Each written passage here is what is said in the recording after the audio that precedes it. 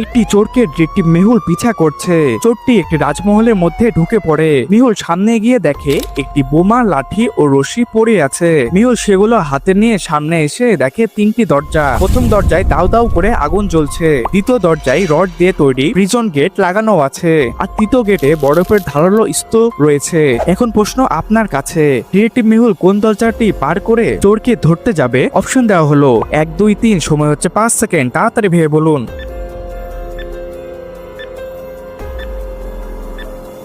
আপনার সময় শেষ। যারা আনসারটি বের করতে পেরেছো তারা এই ভিডিওতে একটি লাইক দিয়ে সঠিক আনসারটি কমেন্টে জানিয়ে দাও, কারণ কমেন্টের মাধ্যমে বুঝবো তোমরা কতটা বুদ্ধিমান।